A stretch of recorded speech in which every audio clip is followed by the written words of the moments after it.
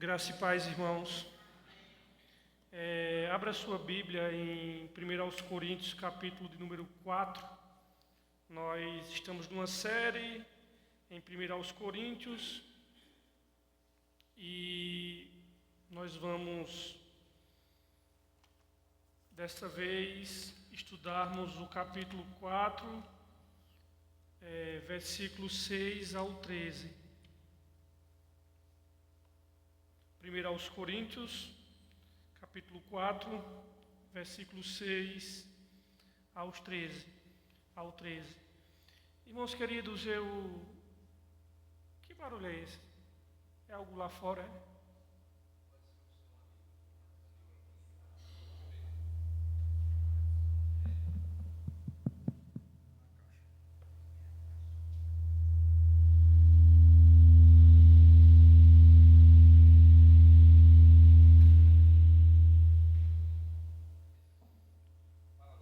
Oi, som. Oi, som. Eu já pensava que era o som da trombeta que ia levar a gente. Queridos, vocês estão me ouvindo? Eu peço que vocês orem pela vida da minha mãe. Meu tio morreu hoje e ela está assim, extremamente triste. Eu cheguei lá hoje umas 2 horas, né? E ela estava lá chorando. O tio morava perto da casa dela. Era um tio que eu também tinha muita misericórdia da vida dele, pelo fato de ter uma vida extremamente sofredora, sabe? Saiu novo daqui do Nordeste para trabalhar em São Paulo e teve aquela vida de trabalhava numa padaria, então acordava às 3 da manhã e chegava em casa já à noite. Minha mãe um dia foi para lá poder acompanhar a rotina dele e ela até chegou dizendo: olha, Rafael, aquilo não é vida não. E aí chegava, já caía lá, e durante o dia uma alimentação péssima. Enfim, aí ele acabou vindo para cá já faz alguns anos, né? Acho que vai fazer uns 10 anos. E aí já vinha um tempo lutando com diabetes e tal. Aí tinha perdido os dedos dos pés. Eu geralmente aproveitava e pegava as gases lá no posto, levava para ele, para uma tia minha tá fazendo a sepsia todos os dias, enfim.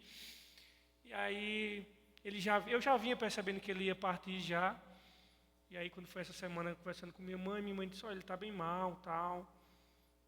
Estava conversando com outro tio meu, né, que é o mais novo. E o outro tio, aí minha mãe disse: eu tô pronta para morrer. Aí meu tio disse: não, eu não estou ainda não. Eu digo: não, ele não vai estar não. Se ele não tem Cristo, como é que ele vai estar? Pronto. E aí quando foi hoje, esse meu outro tio, que é o mais novo, foi levar o almoço dele.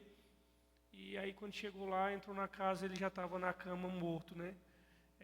Eu acredito, assim, obviamente era diabetes que ele vinha lutando, pesadíssima, não era nem remédio, era insulina, nem estava dando mais vencimento.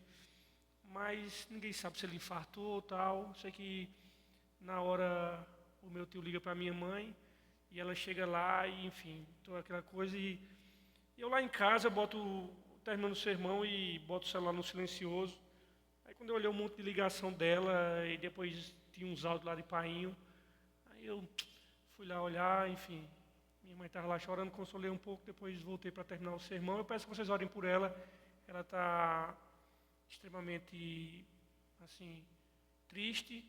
Que Deus console o coração de minha mãe, dos meus tios e de toda a minha família, para que o Senhor venha consolá-lo. Eu estava pensando aqui, né, assim, durante a tarde, o quanto a gente está imerso, mergulhado nesse mundo, onde o cheiro desse mundo é o cheiro de morte. A gente vive cercado com o cheiro de morte e não percebe isso. Que essa realidade é uma realidade pós-queda e que Cristo ele vai um dia colocar fim nisso tudo. Mas a gente lida com a tranquilidade com isso, e eu estou dizendo assim, tranquilidade não é para a gente se desesperar, mas a gente não fica na reflexão que o mundo, a existência que nós estamos inserida, ela fede a morte o tempo todo. O tempo todo nós estamos com o odor fétido da morte perto de nós.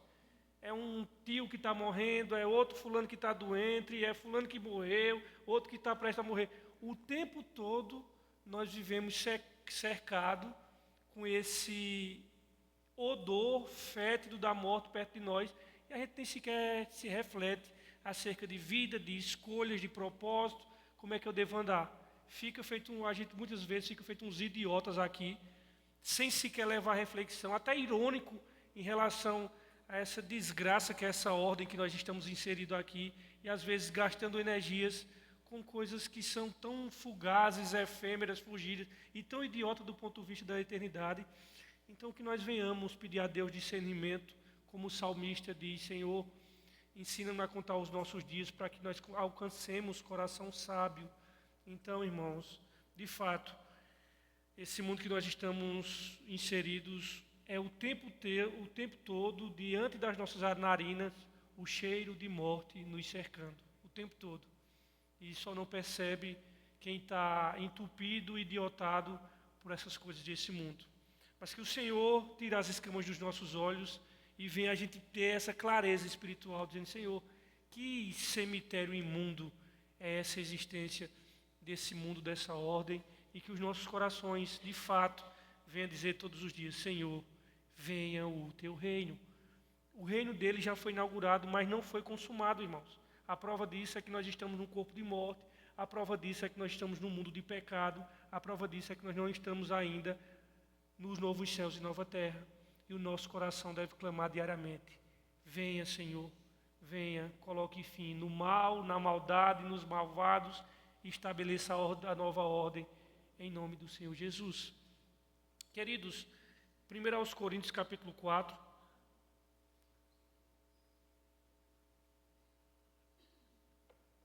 versículo 6 até o versículo 13, Coríntios 6 ao 13. Semana passada, nós vimos Paulo falando sobre a avaliação que deve ser feita a partir dos obreiros, quando ele disse, que os homens nos considerem como ministros de Cristo. E aí o ministro não é aquela coisa de título, de cargo, de imposto, não. Que os homens nos considerem como simples servos de Deus. E aí, primeiramente, nós vimos que ele fala sobre como gostaria que os coríntios olhassem tanto para ele quanto para Apolo. Que os coríntios estavam tendo uma visão maximizada, super alta acerca de Paulo. E Paulo disse: cara, vocês têm que... eu vou ter que corrigir essa questão do foco de vocês. Porque se por um lado um grupo idolatrava Paulo, do outro o grupo odiava Paulo. Por quê? Quando ele diz, uns dizem que são de Pedro, de Paulo, de Apolo e tal, vocês têm que entender que não era apenas que um grupo escolhia Paulo, mas ao escolher Paulo ele estava dizendo: nem Pedro, nem Apolo, nem ninguém é de Cristo. E o contrato também era verdadeiro. Quem dizia ser de Apolo desconsiderava Paulo em tudo. E aí Paulo vai dizer a eles: olha, eu quero que vocês considerem de maneira bíblica a consideração e avaliação que vocês têm dos obreiros de Deus, como eu, como Apolo, como tantos. E aí depois de falar, ele disse: olha, eu estou nem aí pelo julgamento de vocês, também não estou nem aí pelo julgamento do tribunal humano, eu só me preocupo com... E também minha consciência, embora não me acuse, e nós vimos, Paulo diz: mas quem vai me avaliar é o Senhor. A consciência, ela não é parâmetro último para nós ficarmos tranquilos. É o julgamento do Senhor que vai ser futuro. Porque nós sabemos e nós vimos que um dos efeitos que o pecado trouxe foi na mente do ser humano. Então, muitas vezes a nossa mente nos engana, inclusive a nossa própria consciência. Então, depois de falar da sua própria avaliação, segundo sua consciência, e Paulo vai dizer: a minha consciência não é o juízo final, uma vez que ele vai dizer assim, que Deus vai trazer o oculto das trevas o que está no coração. Então nós sabemos que o nosso coração, muitas vezes, e entenda coração aqui como consciência também, ele é um poço profundo de trevas, e nem sempre nós conseguimos fazer o discernimento de maneira correta. Por isso que Paulo aguardava o julgamento do Senhor, como ele diz aqui no versos 4 e nos versos 5, quando ele diz assim, em nada me sinto culpado, mas nem por isso me considero justificado, quem me julga é o Senhor. A conjunção conclusiva agora: portanto, ou seja, o fechamento do que ele vinha falando, nada julgueis antes de tempo. O que é julgante antes do tempo é avaliar os obreiros, a obra, quem quer que seja, antes de tribunal de Cristo, que é o que ele já vinha falando no capítulo 3, que nós vamos comparecer naquele grande dia. Então, nada julguei antes de tempo, até que o Senhor venha, o qual quem? Senhor, também trará à luz as coisas ocultas das trevas e manifestará os desígnios, ou seja, as intenções dos corações. Então, cada um receberá de Deus o louvor. E aí o nosso estudo hoje vai ser dos versos 6 ao 13. Leia comigo, por favor. Ora, irmãos, apliquei essas coisas figuradamente a mim e a Apolo, por amor de vós, para que em nós aprendais a não ir além do que está escrito, não vos ensoberbecendo a favor de um e contra o outro. Pois quem te faz diferente? E que tens tu que não tenha recebido? E se o recebeste, por que te glorias como se não houveras recebido? Já estás fartos? Já estás ricos, sem nós reinais. Quem dera reinasses para que também nós reinássemos convosco. Pois tenho para mim que Deus, a nós, apóstolos, nos pôs por últimos como os condenados à morte. Somos feitos espetáculos ao mundo, aos anjos e aos homens. Nós somos loucos por amor de Cristo, e vós, sábios em Cristo. Nós fracos, mas vós sois fortes. Vós sois ilustres, nós desprezíveis. Até esta hora sofremos fome, sede e nudez. Recebemos bofetadas e não temos residência certa. Afadigamo-nos trabalhando com nossas próprias mãos. Quando somos injuriados, bendizemos. Quando somos perseguidos, sofremos. Quando somos difamados, consolamos.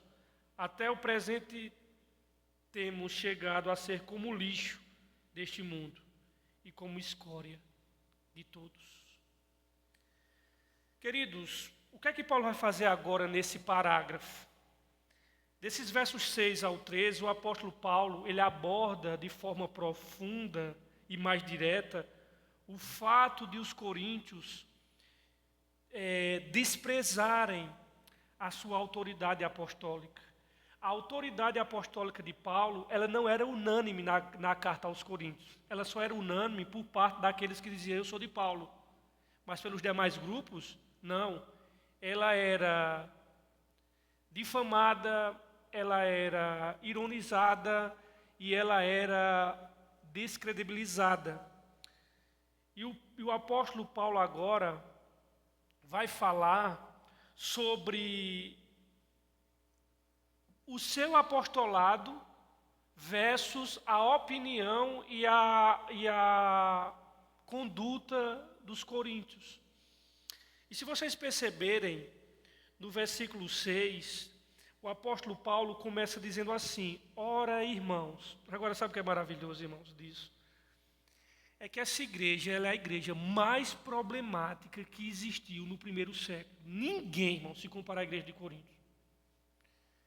Era facções, baixarias, problema sexual, que Paulo vai dizer, o que está acontecendo aqui dentro, nem entre os incrédulos lá fora acontece. Que é a ver de o camarada ficar com a própria madrasta. Problemas de embriaguez. Olha, problema na ordem de culto. O culto é uma maior bagunça. A própria igreja que ele tinha fundado, aí você vê que, por exemplo, que tem muitas igrejas que são problemáticas, mas não necessariamente o problema é do líder. Porque eles tinham sido fundados, a igreja tinha sido fundada por Paulo, e quem estava pastoreando era uma pessoa de uma maior eloquência, que era Apolo.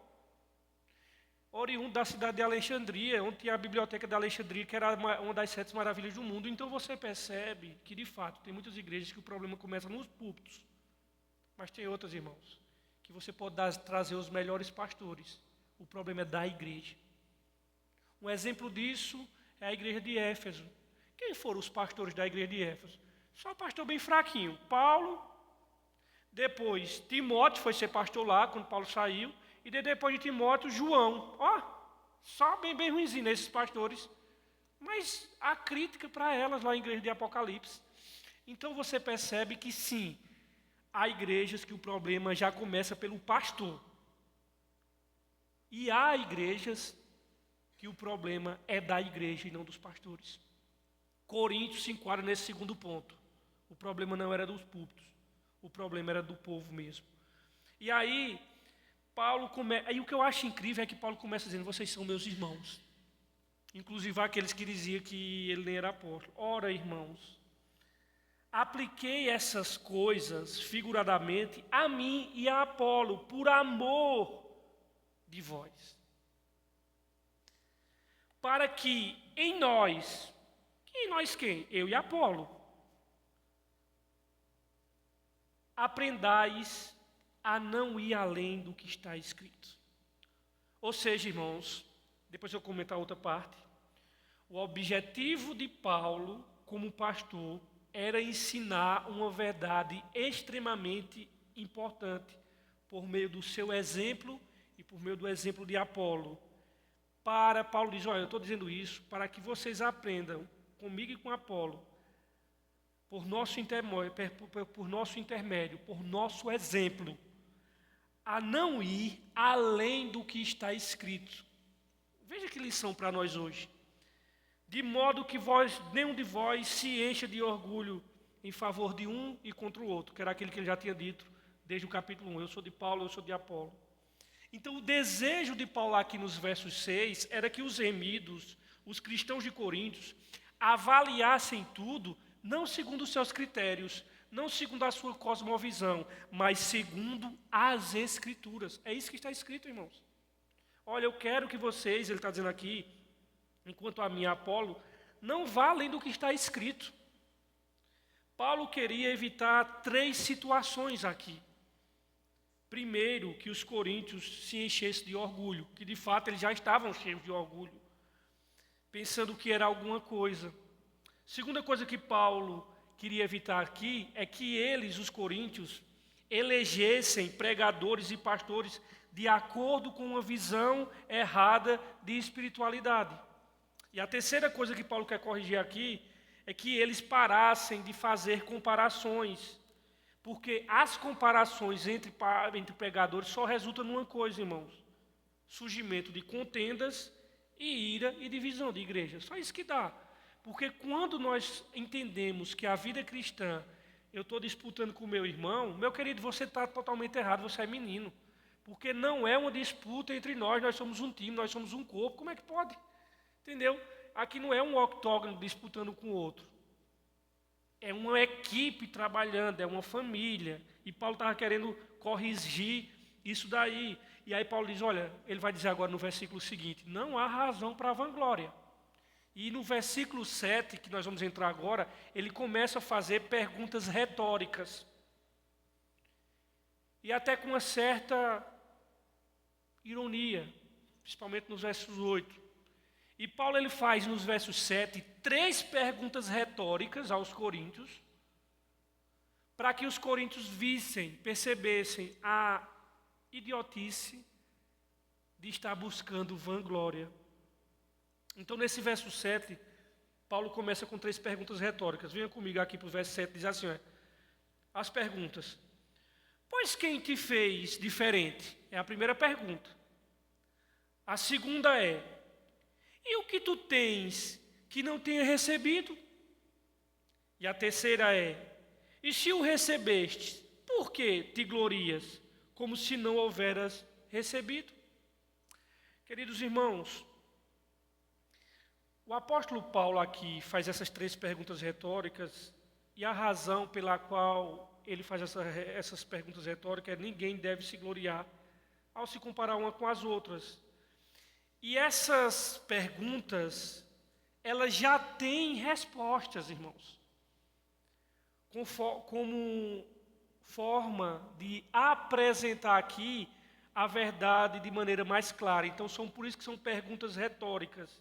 E essas 3 perguntas mostram como não existe base alguma para que os coríntios e para que nós nos vangloriemos. Vamos lá, a primeira pergunta é: quem te fez de diferente dos demais? Não é essa daqui que ele faz essa pergunta, né? Pois quem te fez diferente? Diz assim ou é diferente dos demais? A de vocês. Como é que diz? Só isso? Quem te faz sobre... Pronto. Paulo pergunta, ele faz a pergunta aos irmãos de Coríntios. Oi? Isso, exatamente. Porque a ideia aqui é que ele estava exaltando Paulo e Apolo. E a pergunta que Paulo está dizendo assim, olha, Paulo pergunta, quem é que faz alguém sobressair, ser diferente de outras pessoas? O que é que diferencia um obreiro de outro, um líder de outro? O que é que faz um líder, por exemplo, ser mais talentoso do que o outro? Se um mestre é mais talentoso do que o outro, a pergunta é: quem fez isso? Quem é que faz isso? Deus. Exatamente, é Deus que faz isso. É soberania dele, é Ele que faz. Então não há motivo para ninguém se gloriar. Se um mestre é mais talentoso do que o outro, é porque Deus o fez assim. É muito simples, irmãos. Deus levanta todos os pastores, mas Deus tem entre pastores, entre evangelistas, pessoas com mais habilidades, com pessoas com mais desempenho, e ninguém pode se gloriar e ficar com raiva, porque é Ele que fez assim, é graça dele. É muito simples, irmãos. Tudo o que Ele possui foi concedido pelo Senhor. Na verdade, o princípio se aplica a todos nós. Tudo o que nós possuímos, irmão. O que é que nós da Boas Novas temos que não venha de Deus?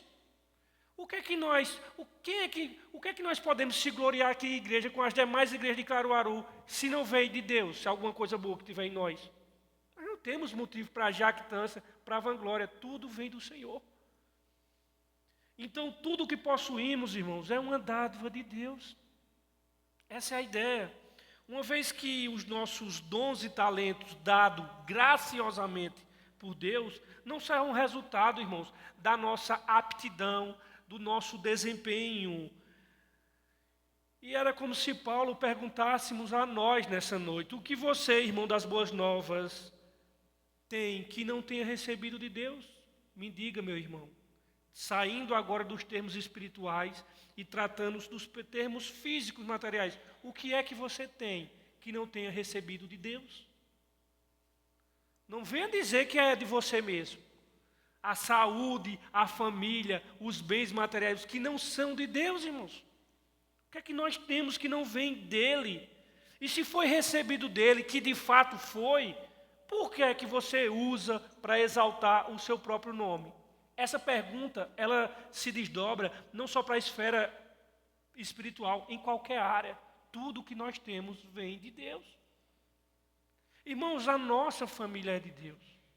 O ministério, a saúde, os recursos, tudo que nós temos é do Senhor.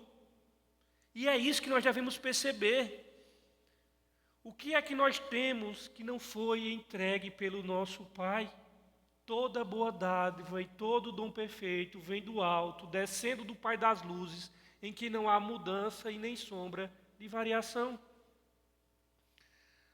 João escreve no seu evangelho que, na verdade, ninguém pode receber nada se do céu não for lhe dado.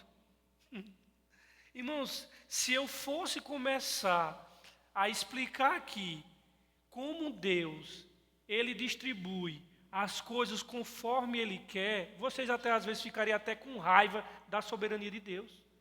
É Ele, irmãos. Se nós partirmos do pressuposto bíblico de que todo mundo é mau, indigno e rebelde contra Deus e não merece nada, Deus faz aquilo que Ele bem entender e acabou-se. E isso Ele faz em todas as esferas. É porque nós pensamos que Deus é uma espécie de Fidel Castro socialista, que Ele tem que espalhar tudo igual, e Ele não é, Ele é soberano. Ele faz como Ele quiser. assim como Ele escolhe uma pessoa para ser bela desde nascença, e eu vou fazer o quê? Eu tenho que adorar a soberania dele, eu vou morrer do coração com raiva porque eu não nasci bela igual aquela pessoa. O problema é teu, cara. Deus não deve nada a tu não, irmão. Deus não é Fidel Castro. Ele é o Deus soberano e Ele espalha como Ele quer, com bem entender e pronto. Isso é que significa ser soberano. Ai, fulano de tal nasceu com beleza comum. Sabe o que é isso? Soberania de Deus, querendo fazer aquela pessoa bela. Pronto, simples. E qual é o problema? Às vezes uma pessoa nasceu sem produzir nada, na babescamento de uma família rica. Qual é o problema? Qual é o problema? Deus é soberano, meu irmão. Deus é soberano, Deus não te deve nada. E tudo que nós temos, irmão, nós possuímos, é dádiva de Deus. E a segunda pergunta que ele faz é uma pergunta aqui no versículo de número 7. A segunda é: o que tu tens? O que tens que não tenha recebido? Essa é a pergunta aqui, olha. E se o recebeste? Aliás, né? Por que te faz diferente? A segunda é: e o que tem tu que não tenha recebido? É uma pergunta retórica. Me diz o que tu tem que não foi dado por Deus. Pronto, irmãos, diga vocês aí, você aí. Me diga o que você tem hoje que não foi dado por Deus. Você diz: não, foi feito os incrédulos. Não, mas eu tive que trabalhar. É mesmo, mestre? Quem foi que te deu a saúde para tu trabalhar? Quem foi que deu as capacidades cognitivas de tu se relacionar? O ar. Quem foi que fez com que tu enxergasse, tu andasse, tu respirasse? E quem foi que abriu as portas de oportunidades para tu, meu irmão? É porque o homem, ele gosta de roubar a glória de Deus. Não, mas isso aqui, deixando trabalhar o nosso Deus dá. Cara, não, Deus está querendo criar pessoas responsáveis, não vagabundos, pô. Tu está querendo outra coisa. Mas o fato é que tudo que nós recebemos é de Deus. E não tem nada que nós recebemos que não tenha sido dele. Esse é o ponto. E aí, quando Paulo diz o que tu tens que não tenha recebido, nós podemos ter, irmãos, um dom extraordinário para várias áreas. Como aconselhamento, você pode ter um dom para louvar. Você pode ter um dom para pregar, você pode ter um dom para evangelizar, você pode ter o dom da escrita para escrever livros. No entanto, mesmo se tratando dos dons, o que é que nós temos que não temos recebido dele, irmãos? Tudo, absolutamente tudo o que nós temos, nós recebemos de Deus. Na verdade, tudo que possuímos é uma dádiva de Deus, irmãos. Uma vez que os nossos talentos e dons não são resultado de nossa própria aptidão. Que motivo temos para nos orgulhar e nos envaidecer? Os coríntios estavam orgulhosos. Inclusive, no capítulo 1, Paulo diz assim, olha: em tudo vocês foram enriquecidos, e nenhum dom vos falta. E aqui ele está dizendo, cara, o que nós temos, e principalmente eu e Apolo, cara, isso foi dádiva de Deus. Somente isso. Tudo o que nós temos foi dádiva de Deus. Começa pela nossa salvação, irmãos. Fizesse o que para ser salvo? Me diz. Se tu ajudasse Deus te salvar, rapaz, tu estava morto, cego em teus pecados, no lamaçal do pecado, o Senhor que te resgatou. Qual é a tua glória nisso aí? Qual é o teu mérito para tu bater no peito e dizer que é melhor do que fulano e beltrano? Então, tudo que nós temos, a salvação é exemplo disso. Nenhum de nós, por exemplo, fez nada para receber a salvação. Nada. Nenhum de nós pode chegar diante de Deus e dizer, Senhor, realmente, eu mereci bastante. De fato, Senhor, eu fiz por onde? Por isso eu estou salvo. Glórias a mim. Quem é que pode dizer isso, irmãos? Todo mundo sabe que aqui foi salvo pela graça. Todos os dons e capacidade que nós temos para os serviços foram dadas por Deus. E se nós pensarmos além do espiritual, você tem o que você tem, por quê? Porque você recebeu de quem? De Deus. Talvez você tenha vindo de uma família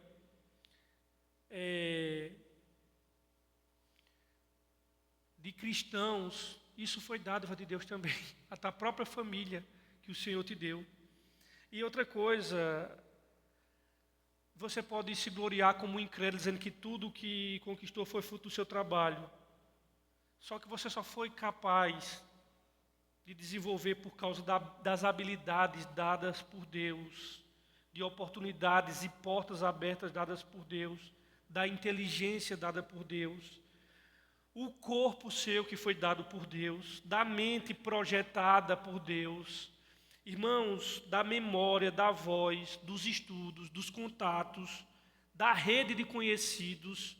O sopro da vida é dado por nós, por Deus. Paulo, pregando aos gregos lá em Atenas, ele diz que em Deus nos movemos, andamos e existimos. Tudo, eu me movo em Deus, eu respiro em Deus. Então, a pergunta que Paulo faz, a segunda pergunta nesse verso 7 é: o que é que você recebeu que não tem, aliás, o que é que você tem que não tenha recebido? O que você tem que não é uma dádiva de Deus para você? Olhe para os seus filhos, irmãos. Eles são dádivas de Deus. Então, por que você fica, Paulo está dizendo aqui aos Coríntios, por que é que você fica se achando melhor do que os outros? Se vangloriando e querendo fazer parte de um grupinho superior. Eu sou de Paulo, eu sou de Apolo. Vocês sabem que crianças que não fizeram nada, não tiveram nenhum mérito, mas o pai vai lá e dá presentes a elas. E se for em irmãos, né, se não for filho único, é que vão começar a dizer, o meu presente é melhor, e começa a se exibir, o meu presente é melhor, o melhor é o meu. E o que é que surge disso?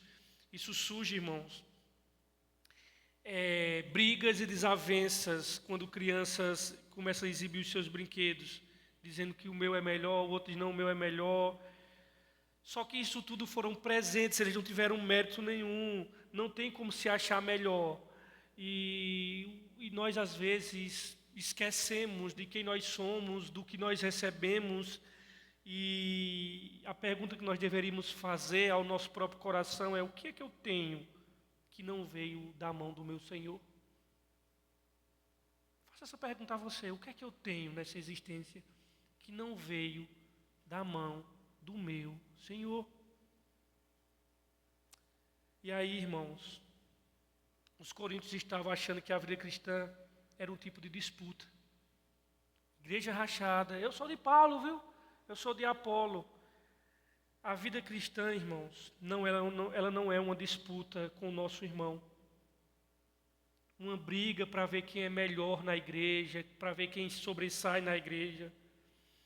A vida cristã, aliás, não só a vida cristã, mas os relacionamentos saudáveis, eles não são, mas agora sendo mais estreito, né, falando nessa vida cristã, na vida na comunidade, na igreja, ela não é como se fosse uma espécie de partida de tênis. Porque quando você joga tênis, você quer, na realidade, dar aquela raquetada para que a bola vá nos lugares mais difíceis para o seu adversário não alcançar, né? Ou você jogar assim naqueles pontos mais fracos dele. Por quê? Porque a ideia é que ele não alcance.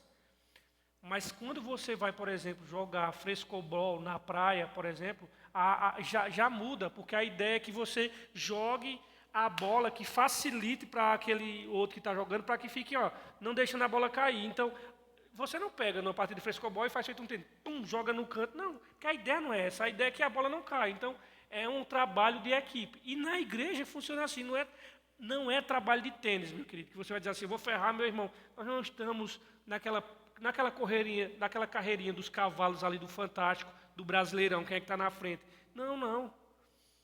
Nós estamos aqui em um trabalho de equipe, não numa partida de tênis. Assim mesmo não é o casamento. O casamento não é partida de tênis, é uma partida de frescobol ali, aquela harmonia toda. Então, os coríntios entendiam que a comunidade ali é como se fosse uma disputa. Pelo amor de Deus, a vida cristã não é isso, irmãos. E aí ele vai com a terceira pergunta do versículo 7. E qual é a terceira pergunta que ele faz, irmão? O terceiro questionamento de Paulo.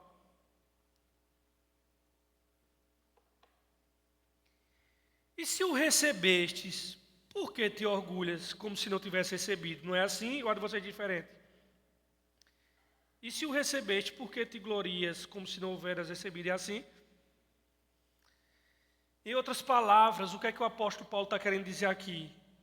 Por que nos comportamos como se os nossos dons e capacidade, os quais fazem com que nós nos destaquemos, fosse algo como nosso fruto do nosso esforço? Como é que vocês acham como se isso fosse fruto do esforço de vocês? Por que nos comportamos como se a causa do nosso sucesso ministerial, da nossa espiritualidade, fosse fruto da nossa habilidade? E aí você pode pegar essa pergunta e elevar para outras dimensões da sua existência que não seja no campo espiritual, em qualquer campo. Se nós nos destacamos em qualquer área, quer que seja, irmãos, é sempre porque Deus fez isso. É sempre porque Deus fez que isso fosse possível. Só Ele, irmãos. E é isso que nós devemos ter humildade de reconhecer. Dizer assim: Senhor, eu só posso alcançar isso se Tu me der graça, se Tu me der sabedoria. Daniel fala isso. Daniel diz que Ele dá sabedoria aos sábios e inteligência aos inteligentes. Que Ele coloca os reis, Ele destrona os reis, Ele muda as estações. Esse é o nosso Deus, irmãos. Nós gostamos de um Deus que fica fabricando estrelinha lá na oficina dele, lá assim. Aí nós gostamos desse Deus, mas quando um Deus, quando se senta no trono e começa a ser soberano, a gente já fica com raiva. Curioso isso, né, irmãos? E aí, se o que nós temos, irmãos, foi Deus quem nos deu, por que é que nós nos vangloriamos?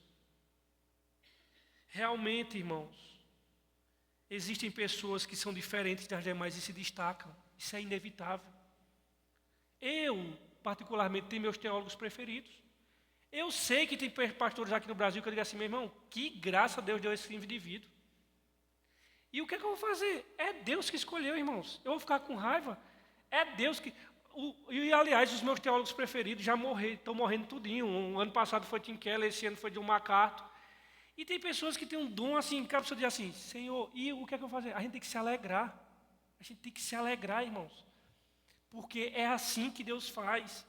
E nós sabemos que tem pessoas, e eu falo destaque, eu não estou falando nem no ponto da vaidade, do sentido do destaque desse mundo, mas você vê a habilidade natural em expor as escrituras, em trazer assuntos intricados, que você diz assim: onde esse camarada nada, eu não chego nem de jet ski. E a gente faz o quê? A gente dá glória a Deus e diz: Senhor, soberano é o Senhor. E dá graças ao Senhor por isso. Por isso o questionamento que Paulo faz é: quem está fazendo isso? É o Senhor, irmãos. É o Senhor que faz isso. Deus usou Paulo de maneira poderosa. Usou também a vida de Apolo de maneira poderosa. E usou ambos para a sua glória. E ambos, Paulo e Apolo, dentro da igreja de Corinto, eles se diferenciaram dos demais. Eles se diferenciaram de Pedro. Isso é assim em todo o tempo e o tempo todo. Apolo, por exemplo, aqui, ele é o único personagem do Novo Testamento a quem o livro de Atos se refere como um homem eloquente. O texto vai dizer lá em Atos que ele tinha uma eloquência fora do normal.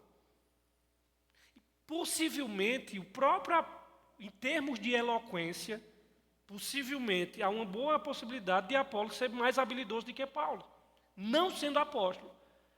E isso se explica de diversas coisas. Ele nasceu em Alexandria. Alexandria, como eu já disse, era onde tinha a maior biblioteca, irmãos, que era uma das 7 maravilhas do mundo. Então, assim, Deus usa ambos, mas Deus também usa pessoas que são, do ponto de vista da eloquência, da dicção e do conhecimento, pessoas simples. Tudo isso para o louvor da glória dele, irmãos. É assim que funciona. E talvez Apolo fosse melhor em termos de eloquência do que Paulo.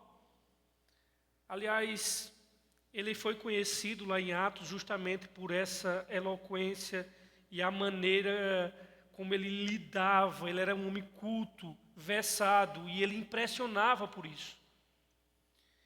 E ele e Paulo, com certeza, se diferenciavam dos demais. E é isso que Paulo está dizendo. Cara, quem está fazendo isso é Deus, mas eu e ele não estamos com disputa com ninguém. No entanto, se isso acontecia, era apenas pela graça de Deus. Dessa forma, irmãos, não vemos Paulo e Apolo disputando, brigando.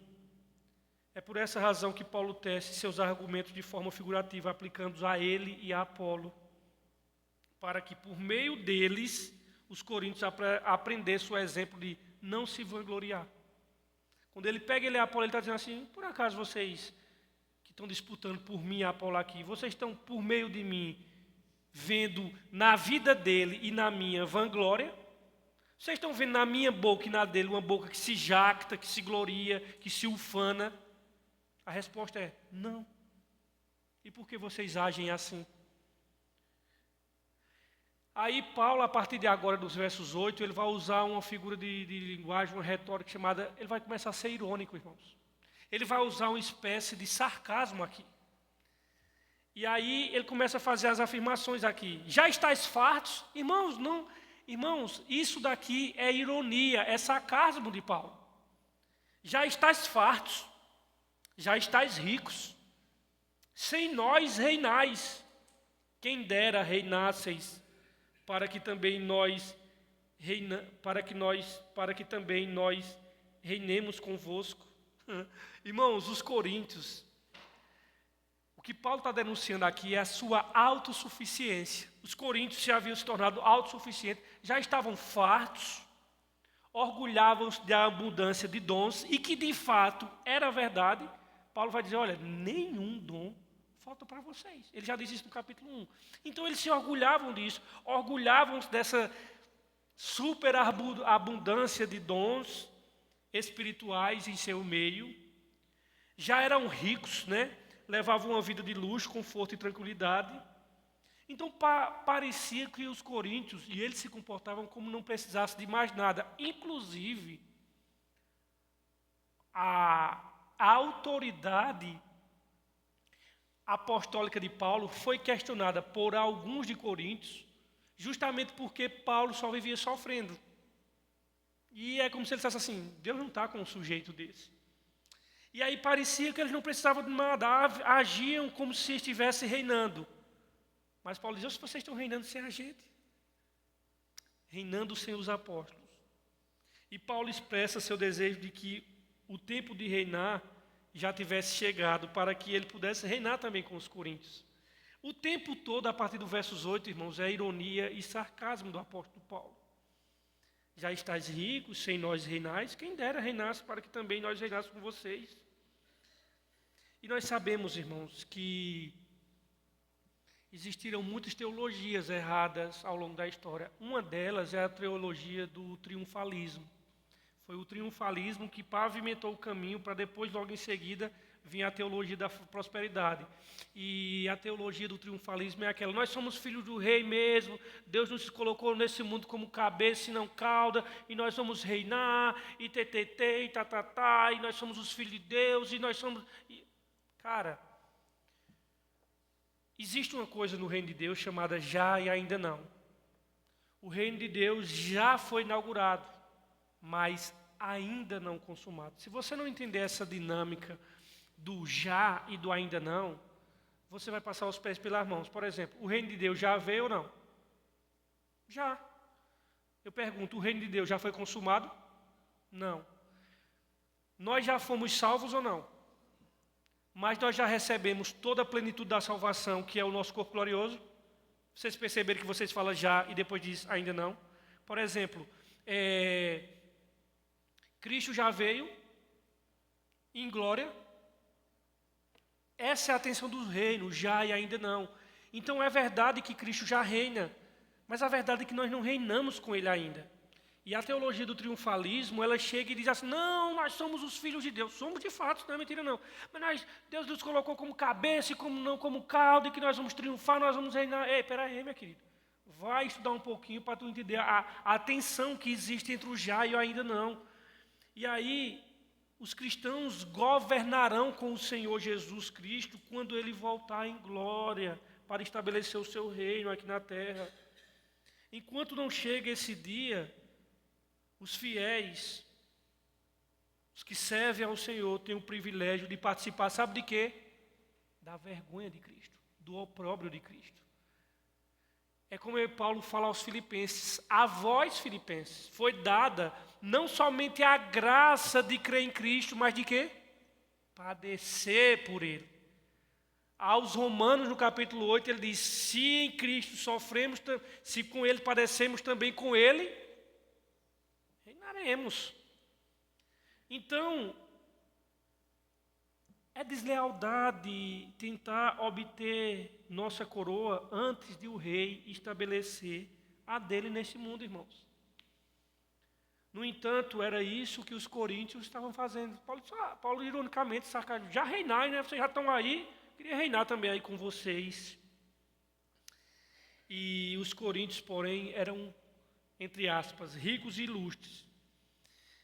E aí, irmãos, vocês sabem que na época do apóstolo Paulo, nas coroações, fidalgos e damas da corte só colocavam os diademas depois que o soberano for coroado.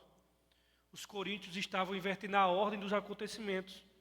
Já estavam reinando enquanto o Senhor Jesus sofria rejeição. No caso, a igreja do Senhor Jesus estava sendo perseguida. O conceito equivocado de espiritualidade levou os coríntios a enxergarem a si mesmos de uma maneira errada. A partir disso, o julgamento das outras pessoas foi equivocado. É o mesmo julgamento que o Senhor da igreja de Laodiceia. O Senhor diz assim, ele primeiro diz como é que Laodiceia se enxerga e como é que ele enxerga Laodiceia, né? Laodiceia olha para ela no espelho e dá nota 10. Como é que ela diz? Rica sou, que soberba, e de nada tenho falta. Coríntios é a mesma coisa. E de nada tenho falta. É isso que eles dizem. Eles olham para eles e dá nota 10. E o Senhor olha para ele e dá nota 0. Mas tu és uma desgraçada, tu se vê de uma maneira, mas eu te vejo de outra. Pobre, cega e nua. E aí, meus queridos, os coríntios achavam-se mais espirituais do que os outros e menosprezavam o apostolado de Paulo por causa do seu sofrimento e de sua rejeição. E aí, Paulo, ele vai fazer esse contraste do versículo 9. E os coríntios, quando Paulo diz assim, já estáis fartos, por que Paulo diz isso? Porque os coríntios afirmavam estar satisfeitos ou saciados em termos espirituais. Ou seja, como aqueles que só querem ter um momento de descanso depois de devorarem um prato cheio e se fartarem, só quer descansar. E Paulo ironiza o sentimento de saciedade dos coríntios e afirma no versículo 9. Olha o que é que ele diz no versículo 9. Pois tenho para mim que Deus, a nós quem? Apóstolos, nos pôs por últimos, como condenados à morte. Somos feitos espetáculos ao mundo, aos anjos e aos homens. Uma vez que os coríntios se sentiam como se estivesse reinando, Paulo aqui ironiza, afirmando que parecia que Deus havia colocado os apóstolos em último lugar, como condenados à morte, que se tornaram um espetáculo para o mundo. Paulo está dizendo, então se já está reinando, parece que Deus botou a gente no último lugar, né? É feito a teologia da prosperidade, que diz o seguinte, sabe por que é que Deus te ama?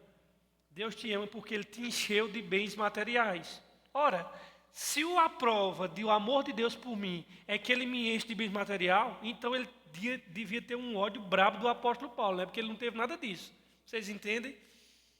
Irmãos, a prova de que Deus nos ama não está no nosso bolso cheio ou sem dinheiro. A prova do amor de Deus por nós é o fato de ter Cristo Jesus morrido por nós, sendo nós ainda pecadores.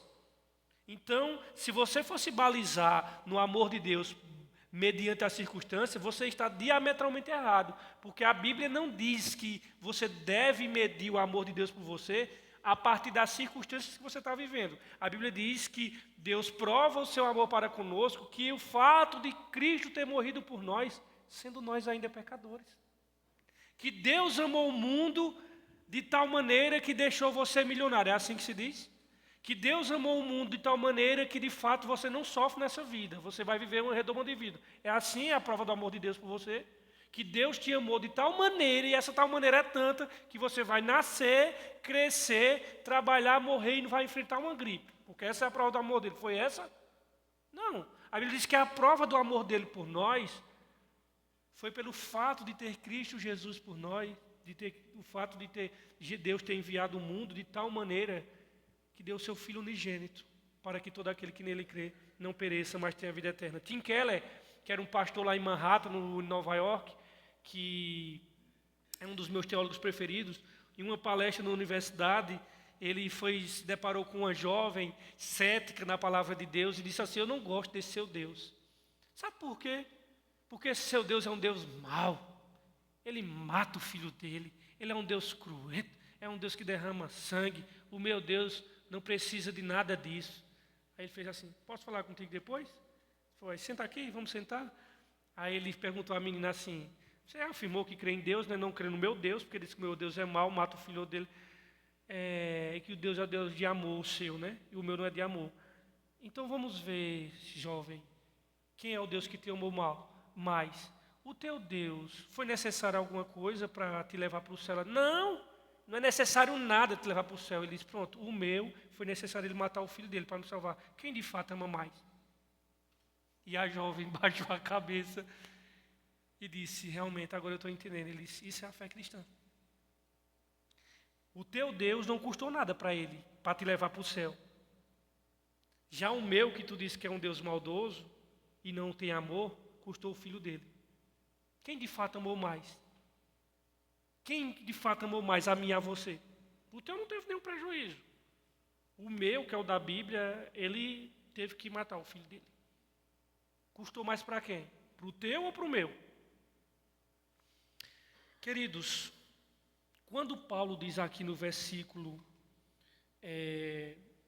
9, pois para mim eu tenho que Deus colocou nós apóstolos por os últimos no mundo, como condenados à morte, e nós somos feitos espetáculos ao mundo, aos anjos e aos homens. Eu quero que vocês entendam que Paulo aqui, nesses versos 8, ele está, nesses versos 9, quer dizer, ele está construindo aqui uma imagem que os coríntios entenderam muito bem. Qual é a imagem que Paulo está construindo diante dos olhos dele? É uma imagem que remete ao Coliseu romano. E nessa época, quem estava reinando sobre a Grécia era Roma. E aí, ele está construindo uma imagem que os coríntios estavam familiarizados, era o Coliseu romano. No qual, no Coliseu romano, o imperador entrava naquela grande arena e ele se sentava no local especial e, acompanhado de seu séquito, para assistir justamente às lutas, os gladiadores, e ao fim do espetáculo, as execuções pelas mãos dos gladiadores, dos criminosos condenados à morte. Então, o que Paulo está dizendo aqui, de acordo com a visão dos coríntios, era que Paulo retrata nessa imagem, parecia que os anjos e o mundo olhavam para os apóstolos como pessoas que viviam no sofrimento e na miséria.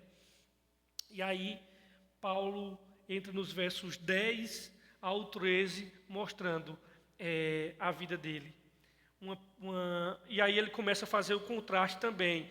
Paulo versus os coríntios. O que era que os coríntios pensavam, o que é que Paulo pensava, e a vida. E aí Paulo diz assim, olha, ele continua com sarcasmo aqui, com ironia, tá?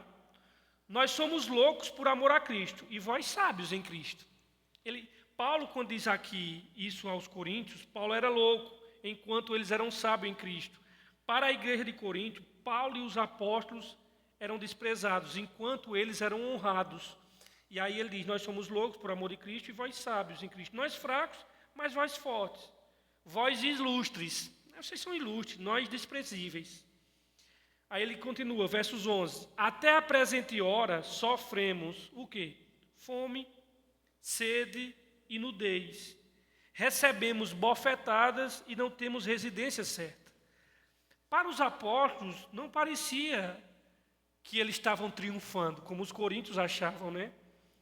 E nem reinando. Eles estavam sofrendo fome, sede e nudez, assim como perseguição. Eram caçados, irmãos, feitos animais, e não tinham morada certa. Eu quero abrir um parênteses aqui. Esses que dizem apóstolos hoje em dia, eles estão passando por isso, irmão. Se você pode trazer, irmão, eu estou procurando. Se vocês tiver algum que esteja sofrendo assim, feito Paulo, eu quero que vocês dêem uma pesquisada, porque até agora, esses que dizem ser apóstolos hoje em dia, eu não vejo eles passarem isso não, irmãos. Nenhum deles. Eu só vejo eles botar o dinheiro aqui no bolso e feito de Macedo comprar... vocês, não sei se vocês sabem, mas a casa mais cara de Campo do Jordão é de Macedo, viu? Inclusive os guias turísticos ironizam lá. Dizem assim, se a casa do de Macedo aqui, casa de Ouro, aí do lado, mais próximo, tem a de Xuxa, aí vocês sabem, né? O incrédulo, ou por maldade, ou por inocência, não sei, bota tudo no bolo, inclusive a gente aqui no bolo, aí não escapa. Faz parte da mesma baixaria, mas é assim mesmo, irmão. Os bodes aprontam e quem paga os pateados do ovelha, mas não está nem aí não, está tudo certo. O Senhor sabe, isso é o que importa. O Senhor que sabe. A gente também deve estar preocupado com isso. Então, e aí, pelo menos os apóstolos de hoje em dia, né? E vocês sabem que eu estou usando ironia aqui, que não tem apóstolo bom é apóstolo morto. E eu estou dizendo isso não é para matar esses não, que apesar que eu tenho vontade de matá-los, mas não posso. Mas apóstolo bom e apóstolo morto é para dizer que todos os apóstolos verdadeiros já morreram. Entenda bem, tá? Então aí ele diz aqui, versículo 12. Afadigamo-nos trabalhando com nossas próprias mãos. Por que ele diz isso? Durante o seu ministério, o apóstolo Paulo teve que trabalhar como fazedor de tendas para sustentar. E é a isso que ele se refere quando ele diz, cansamo-nos trabalhando com as próprias mãos. Irmãos, a igreja de Corinto, ela se acovardou com Paulo. Sabe qual foi a única igreja, irmãos, que desde quando Paulo entrou no ministério e fez aquilo que a gente faz com Josafá e disse assim, não, vou ser fiel. Sabe qual foi a única igreja que, independente das circunstâncias, sustentou Paulo até o fim? Quem? Não, que sustentou ele. Filipenses. Aí interessante não era nada. Filipos era uma comunidade mais pobre. Vê que interessante, vê que injustiça. Filipos era a cidade mais pobre. Esses pobres sustentavam o ministério de Paulo. E aí uma das igrejas mais ricas e que Paulo se doou e teve mais trabalho era a de Coríntios e não sustentava Paulo por nada. Era mais ou menos como se tivesse um missionário trabalhando em Balneário Camboriú ou ali no Leblon, que é o metro quadrado mais caro do Rio de Janeiro, sendo sustentado por uma comunidade lá no sertão. Vocês entendem mais ou menos aqui? Pronto, era isso que aconteceu. Por isso que Paulo diz assim, olha, lá, ele vai dizer isso lá na frente. Ele diz assim, o fato de eu não receber nada de vocês, eu não recebi nada de vocês não, também essa glória ninguém rouba de mim não, porque de vocês aí, em cima de mim, vocês não vão se gloriar não. E aí ele vai dizer versos 13, aqui quando somos difamados, consolamos. Irmãos, quem foi que nos mandou a gente abençoar quem nos persegue? Foi Jesus, irmãos. Quando somos difamados, consolamos. Até o presente temos chegado a ser como lixo deste mundo, como escória de todos. Quando eles eram caluniados, irmãos, eles rogavam aos homens que aceitassem o Senhor Jesus. Em resumo, eram considerados como lixo do mundo, escória de todos. Essa descrição do sofrimento por amor de Cristo deve tocar nosso coração, irmão. Se o apóstolo Paulo estivesse em nosso meio, será que ele diria assim, irmãos, vocês estão reinando sem nós? Para fechar essa noite, para não prolongar, o que é que esse texto tem a nos ensinar, irmãos? Quais as lições que eles trazem para nós no dia de hoje? Esse parágrafo, irmãos, a primeira coisa que ele nos ensina é sobre a questão de humildade. Querido, aprenda uma coisa, você não tem nada que não foi dado pelo Senhor. Mas absolutamente nada. Se Deus dissesse assim, olha, eu vou requerer tudo o que eu dei a você, não sobrava nada.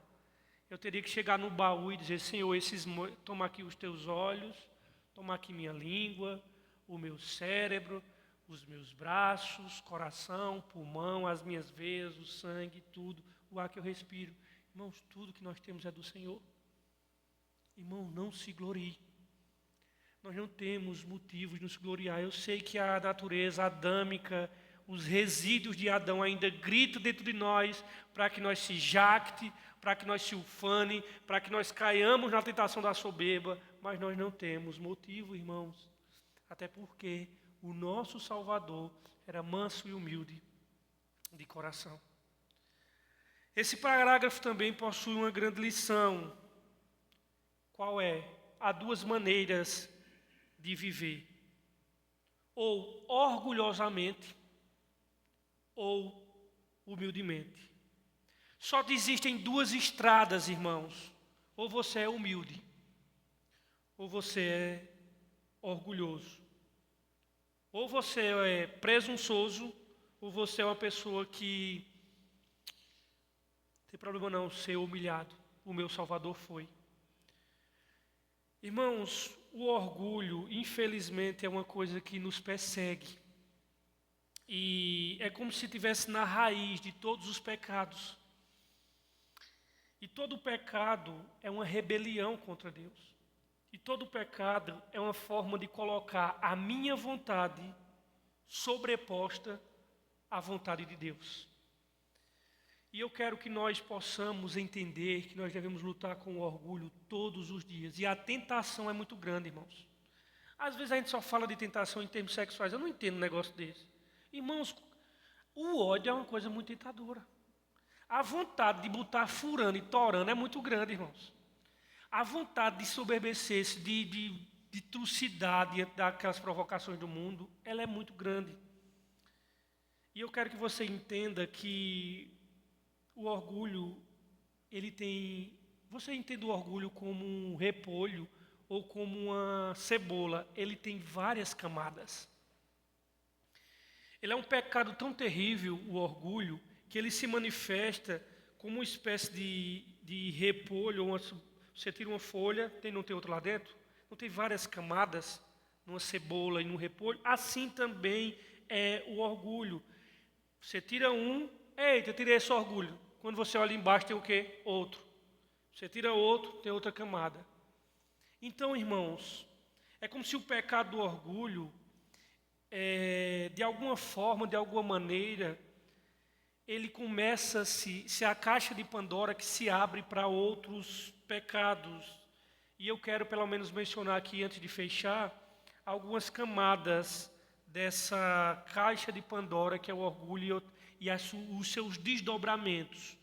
Por exemplo, se você perceber, se nós analisarmos o nosso coração, não só de forma superficial, mas de maneira profunda, introspectiva, você vai perceber que certos pecados estão conectados ao pecado do orgulho e tem tormentado o coração da própria igreja, do povo de Deus.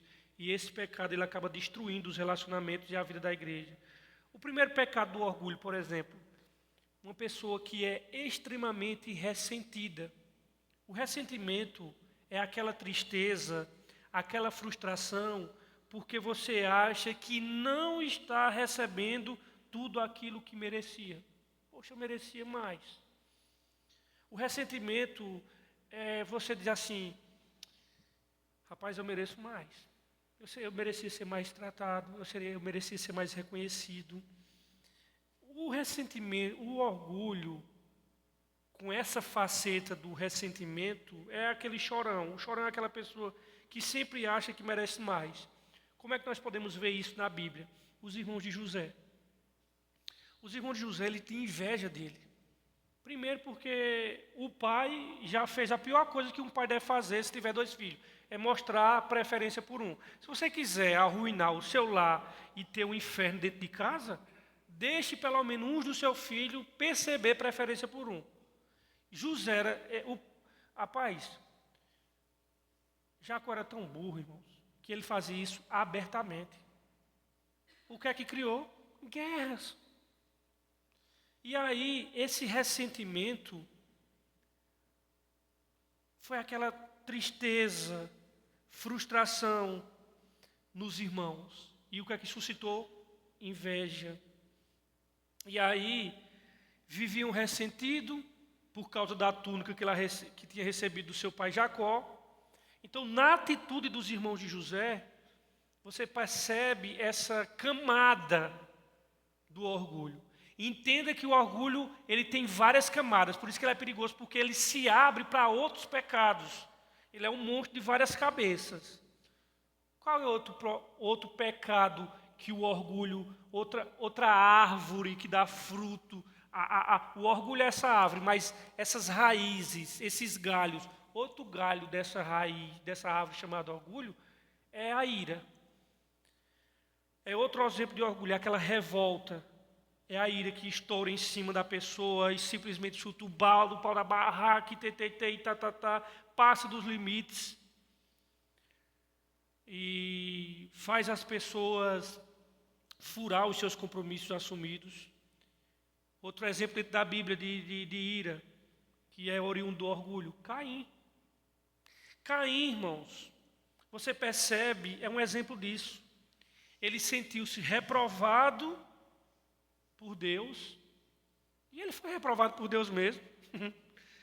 Por isso que essa ideia de que Deus me aceita do jeito que eu sou e que qualquer culto vale, querido, esquece isso. Viu? Deus disse, não rejeito aqui, aceito essa. Cara, rapaz, Deus ele é Deus e pronto. E aí Caim rebelou-se, revoltou-se contra a reprovação de Deus. Não podendo matar Deus, o que é que ele fez? Matou o irmão. Vocês estão pensando que o problema de Caim era com Abel? Não, irmãos. O problema de Caim era com Deus. Só que não dá para matar Deus. Dá para ser morto por ele, que ele mata, glória a Deus por isso. Mas não dá para matá-lo. E o que é que ele disse? Eu mato meu irmão. Então, você percebe isso. Outra manifestação do orgulho, essa árvore com outro galho. Qual é? Autoexaltação, se gloriar, se envaidecer, se ensoberbecer. É aquela postura de você sempre ficar se promovendo, jogando confete sobre si mesmo, criando situações para que de alguma forma você consiga ser elogiado. Outro exemplo na Bíblia, quem é? Nabucodonosor. Nabucodonosor, reino da Babilônia, um dos reinos mais ricos do mundo, o maior, o mais rico, né? Inclusive, no sonho de Daniel, naquele sonho profético escatológico que Daniel trouxe, a cabeça de ouro era quem? Era a Babilônia. E por que era de ouro? Porque depois vem, né? O Império Medo-Persa, grego, romano e tal, prata, bronze e tal. Mas por que de ouro? Porque dos impérios, que veio o Império Babilônico, o Medo-Persa, que foi a união de dois impérios, depois o grego, aqui simbolizado pelo vento, depois as pernas simbolizadas pelo Império Romano. Mas por que a Babilônia foi o metal, o ouro foi logo na cabeça ali? Porque foi o império mais rico que houve de todos. Nem o romano, nem a aliança entre os medos e os persas, e os babilônios também eram grandes pensadores. E Nabucodonosor, vocês lembram da cena, né? Ele lá no jardim suspenso, olhou assim, e no alto da sua exaltação, do seu narcisismo, da sua soberba, olhou e disse, esta é a Babilônia que eu construí. Naquele momento, ele foi punido por Deus. O que é que Deus fez? Deixa eu pegar esse bichão aí, botei para ele comer capim logo. Botou o bicho de 4. Vê que cena massa, o cara cheio de goma. Deus bota, irmão, eu gosto, porque Deus bota logo para humilhar. Quando a Bíblia diz que ele resiste aos soberbos, irmão, não brinque não. Ele resiste de fato aos soberbos. Bora, bota o bicho para logo andar logo de 4. Agora isso na frente de todo mundo, o cara que mandava, agora na frente dos serviçais. Vai lá, vai comer capim. Vou botar logo esse bicho para pastar logo 7 anos aí. Botou o bicho para pastar. A gente tem essa expressão, né? Vai pastar, rapaz. Não, literalmente, ele foi pastar. Vai pastar até que aprendesse a humildade. Agora vai olhar, depois que Deus recobrou o juízo dele, como é que ele ficou pianinho. Rapaz, quando Deus bota a gente Deus dá uma impressão na gente, e rapaz, a gente volta uma seda. É bom demais, irmão. E aí o que é que acontece? Aprendeu a humildade. Uma outra manifestação do orgulho é a fuga da realidade. Podemos dizer que a fuga da realidade, irmãos, é aquele cinismo, aquela pessoa que tudo está dando de errado, mas ela se ostenta como se tudo tivesse bem. Tudo tivesse bem. Vocês já viram, quem tem muito essas posturas, são aqueles ricos que quebraram financeiramente. Ele perdeu tudo, mas ele mantém a postura ainda. Já perceberam isso? Assim, ó. Ele age como se fosse. Eu tenho um colega que ele disse, olha, Rafael, meu pai está quebrado. Perdeu tudo. Ele não quer admitir, não. Agora, se você ver a postura dele, eu digo assim, ei, acorde, não é mais aquilo não, mas continua ainda a postura. Então, os profetas de Israel são um exemplo disso. Eles andavam pelas ruas das praças de Israel, dizendo, vocês são templo do Senhor, vocês são templo do Senhor, o Senhor não vai nos punir, porque a arca do Senhor está entre nós. Irmãos, nós temos também a autoabsorção, que é o pecado do orgulho. Sabe o que é a autoabsorção? Eu se olhar no espelho e me achar o máximo. É um narcismo mesmo. É aquele... Não tem aquele hino do cantor cristão, quão grande és tu? Só que ele canta isso olhando para o espelho, dizendo para ele, quão grande és tu? Entendeu? Ele olha isso dizendo para ele. Então o que é que acontece?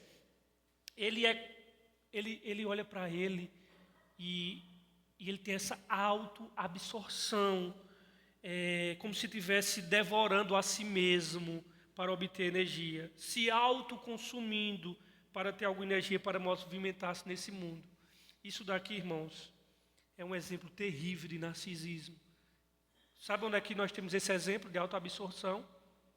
Na Bíblia, na parábola do publicano e o fariseu. Como é que Jesus diz? Foram subir e foram orar quem? O publicano e o fariseu. O fariseu olhava como?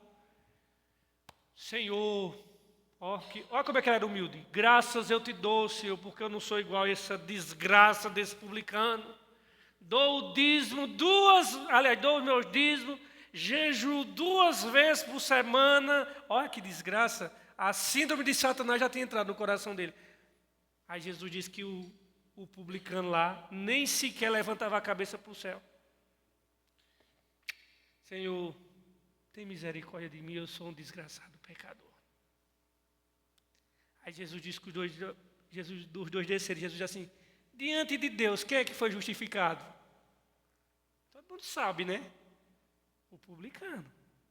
Aí ele diz assim, todo aquele que se humilha será exaltado. E todo aquele que se exalta, os humilhados serão o quê? Vocês são muito hereges, isso o mundo disse, irmão, não é assim que está escrito. Os que se humilham serão. Eu disse isso é para pegadinha, porque o que é que o mundo disse? As igrejas dizem, a Bíblia diz, os humilhados serão exaltados. Não, a Bíblia não diz isso não. A Bíblia diz que os que se humilham, o cara está aprontando lá no serviço que só parecendo o cão dos infernos, os caras apertam ele, não, mas humilhado não, tu tem que ser humilhado mesmo, e tu vai ser exaltado dentro de Deus não, tu está aprontando. Não, querido. Os que se humilham diante do Senhor, reconhecendo a sua incapacidade, a sua rebeldia, esses serão exaltados. Essa ideia de que os humilhados serão exaltados não está na Bíblia. O que está na Bíblia aqui, os que se exaltam, aliás, os que se humilham serão exaltados. Porque você pode ser humilhado. Alguém foi roubando ali, levou um cacete, rasgaram ele no meio da rua, foi para o presídio. Vai ser exaltado? Não, tem que levar uma camada de pau mesmo, e a gente tem que pregar o evangelho lá dentro do presídio para ele se converter. Mas ele não vai ser exaltado por Deus, não. Agora, os que se humilham, esses serão exaltados. E aí, é isso que aconteceu. Então, a famosa... Outro pecado é o ciúme, né? Para eu fechar aqui, eu só passei 15 minutos, irmão. Só 15, 1h15. Ave Maria do céu. Ai, Deus do céu. O ciúme, irmãos, o ciúme por pessoas, inveja também e o desejo por controle, tudo isso está por trás, o orgulho. E vocês devem ter percebido por essa declaração simples, o quão o pecado do orgulho é terrível. E nós não podemos, irmãos, por questão de tempo, mencionar outros pecados que surgem do orgulho. Mas eu quero só dizer uma coisa a vocês, irmãos. O orgulho destrói a sua alma, o orgulho destrói a sua vida. Se você for orgulhoso, o orgulho vai destruir todos os bons relacionamentos que você construiu e que Deus colocou para você. O orgulho ele é fortemente nocivo para a igreja, ele é nocivo para dentro de sua casa, ele é nocivo dentro do seu trabalho. Todos vocês sabem que há um ente que carrega todos esses pecados que eu falei aqui para vocês, de inveja, de soberba, de todos esses que eu mencionei aqui para vocês de ira. Quem é, na Bíblia, o sujeito que carrega todos esses pecados que eu mencionei até agora? Quem é? Satanás, irmãos. Satanás, ele é o único ser, ele é a manifestação plena. Se você diz assim, quem é o exemplo nas Sagradas Escrituras do supremo orgulho no nível máximo? Satanás. Ele é o exemplo, o diabo, ele é o exemplo, o sujeito, que é o combustível, que ele se movimenta, vem do ódio e do orgulho puro. E eu quero dizer a vocês, irmãos, nós não fomos salvos para se comportarmos como ele. Nós não fomos salvos, irmãos, para viver como ele. Nós não fomos salvos, irmãos, para ter valores semelhantes a eles. Quando Jesus disse aos fariseus, vós tende por pais o diabo, o que é que ele estava querendo dizer? É que Satanás começou a criar filhos, foi? Não, ele está dizendo assim, o comportamento de vocês, a conduta de vocês é igual, eu sei de que vocês são filhos. Essa mentalidade, esse espírito, esse tipo de comportamento, eu sei de quem é. A influência espiritual, eu sei de quem é. É do diabo. Então, queridos, o que eu quero dizer para vocês, nós não fomos salvos para ter esses valores. O único caminho que resta para nós é Deus. É o caminho da humildade. Humildade, irmãos, não teme ficar em último lugar. A humildade, irmãos, não se preocupa com ressentimento, com escárnio, não. Nem murmura, não blasfêmia. Essas pessoas que é humilde e que crê de fato na soberania de Deus, ela entende que todos os processos da vida dela, sejam bons ou ruins, Deus está naquilo ali.